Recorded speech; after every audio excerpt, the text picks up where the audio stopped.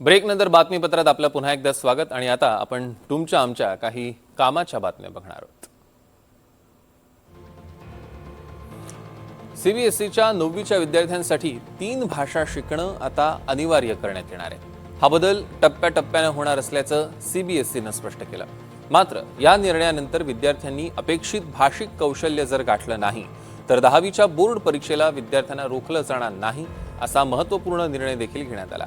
2023च्या उद्दिष्टांनुसार 9वीच्या नव्या अभ्यासक्रमाचा सीबीएसईनं आढावा घेतला आणि त्यावेळी विद्यार्थ्यांना भाषिक कौशल्य गाठण्यास वेळ लागू शकतो असं स्पष्ट झालं।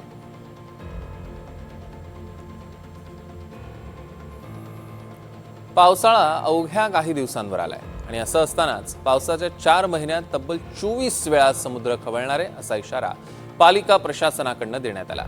16 जुलै रोजी दुपारी 1:36 समुद्रात सर्वात जास्त 4.89 मीटर उंचीची लाट उसळेल तर 14 ते 30 सप्टेंबर या कालावधीत 4.5 मीटर ते 4 मीटरच्या साधारण एवढ्या उंच लाटा उसळणार आहेत। त्यामुळे यावेळी समुद्रकिनारी जाण्याचं धाडस करू नये असं आवाहन पालिका प्रशासनाकडून करण्यात आलं। मराठी नामफलकांच्या बाबत कायद्याची अंमलबजावणी करण्यासाठी मुंबई महापालिका प्रशासनानं 2 पद्धतींवर भर दिलाय। उपायुक्त दर्जाच्या अधिकाऱ्यांसमोर सुनावणी आणि दंडात्मक कारवाई अशी ही कार्यपद्धती आहे। 100% मराठी नामफलकांसाठी पालिकेनं जोरदार कारवाई सुरू केलेली आहे। येत्या 16 जून पूर्वी सगळी दुकानं आणि आस्थापनांचं नामफलक आता मराठीत करण्याची मुदत देण्यात आली आहे।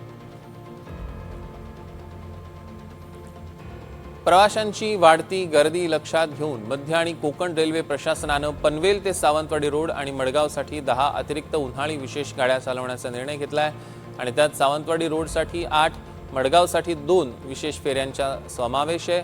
गाडी क्रमांक 01007 विशेष गाडी 6 जून पर्यंत प्रत्येक शनिवारी पनवेल येथून सायंकाळी 6:10 सुटेल आणि दुसऱ्या दिवशी 4:30 वाजता सावंतवाडी रोडला पोहोचेल।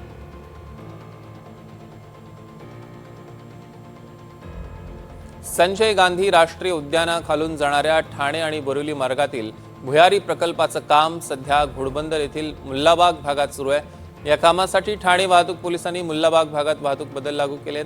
भुयारी मार्गिका संजय गांधी राष्ट्रीय उद्यानाखालून जाणार आहे। बदलानुसार मुल्लाबाग येथील हिलक्रेस्ट गृहसंकुलापासून निळकंठ ग्रीन या गृहसंकुलाच्या दिशेनं वाहतूक करणाऱ्या वाहनांना सत्यशंकर सोसायटी या गृहसंकुलाजवळ बंदी असेल आणि तेथील वाहनं निळकंठ ग्रीन गृहसंकुलाजवळून विरुद्ध दिशेनं वाहतूक करतील।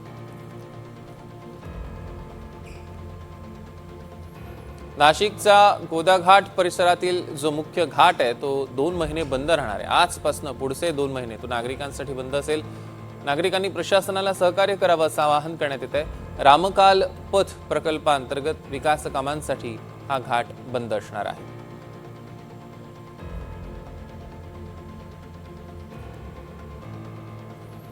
रासायनिक खतांचा काळाबाजार रोखण्यासाठी केंद्र सरकारनं एक मोठा निर्णय घेतलाय। शेतकऱ्यांना आता ऑनलाईन खत बुकिंगची सुविधा मिळणार आहे।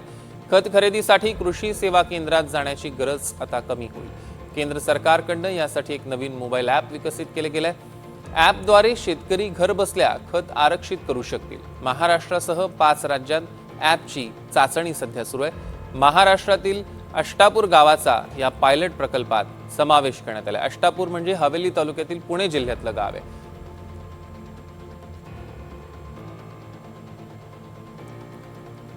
तेल कंपन्यांचा तोटा कमी करण्यासाठी केंद्र सरकारनं नुकतीच पेट्रोल आणि डिझेल दरात प्रति लिटर प्रत्येकी 3 रुपयांनी वाढ केली।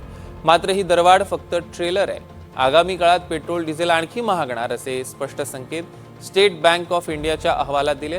त्यामुळे महागाईने त्रस्त असलेल्या सर्वसामान्य जनतेची चिंता आणखी वाढलेली आहे। एसबीआयच्या इकोरॅप या तज्ज्ञ संशोधन अहवालात अमेरिका आणि इराणमधील वाढता तणाव आणि त्यामुळे वाढलेल्या कच्च्या तेलाच्या किमती अमेरिकन डॉलर्स पुढे त्यांनी ही चिंता व्यक्त केली आहे।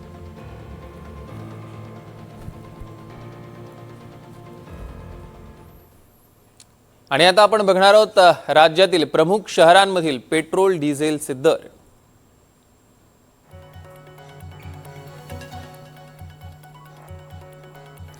मुंबई पेट्रोल 106 रुपये 68 पैसे तर डिझेल 93 रुपये 14 पैसे। ठाण्यात आज पेट्रोलचा दर असणार आहे 107 रुपये 8 पैसे, डिझेल 93 रुपये 53 पैसे. नाशिकमध्ये पेट्रोलचा दर 107 रुपये 90 पैसे, डिझेलचा दर 94 रुपये 38 पैसे. नागपूरमध्ये आजचा पेट्रोलचा दर 107 रुपये 29 पैसे आणि डिझेलचा दर 93 रुपये 83 पैसे. आणि छत्रपती संभाजीनगरचा आजचा पेट्रोलचा दर 107 रुपये 6 पैसे, डिझेलचा दर 93 रुपये 59 पैसे.